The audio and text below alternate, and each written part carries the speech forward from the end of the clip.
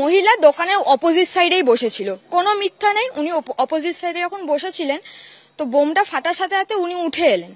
আসা মাত্রই একটা ছেলে, সে তার 18 বছর হোক কি 19 বছর, তুমি তাকে শাসন করতেই পারো, তুমি অনেক বয়সে বড়।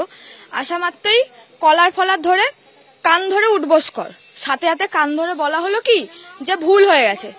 তো তারপরেও উনি সেই রাগটাকে ছাড়ছে না। হয়ে গেল এইসব ঝামেলা, যখন ওর দাদা গিয়ে কথা বলতে গেল, উনি সাথে সাথে হাতটা ধরে ভিড়ের মাঝে টেনে নিল মহিলা হয়ে। আমি সাথে সাথে কথাটা বললাম, আপনি যেই হাতটা ধরে টেনে নিলেন এটা তো খারাপ দিকে যাবে, কথাটা আপনি যখন বয়ান হিসাবে দেবেন উল্টো দিকেও যেতে পারে ঝামেলাটা। তো সাথে সাথে আমরা তখন ওই বড় দাদাটাকে ছাড়িয়ে এলাম। তারপরেই সে আবার মহিলাটা নিজে কলার ধরে নিল, মেরে তখন বলছে সরি চা, ক্ষমা চা, এগুলো বলা শুরু হয়েছে। তখন পাড়ার ছেলেরা গিয়ে একটা রাগারাগির মধ্যে, কিন্তু পাড়ার মহিলারা তো, পাড়ার ছেলেরা মদ্যপ থাকতে পারে, পাড়ার মহিলারা নয়।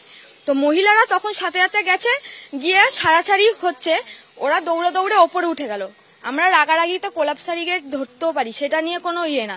ওরা ওপর দিয়ে, আমরা তো কারুর গায়ে বোম ছুঁইনি। 10টা লোক রয়েছে, মানবিকতা কি বলে যে বাচ্চাগুলোও রয়েছে, তাদের গায়ে বোমটা ছোড়া উচিত হয়নি।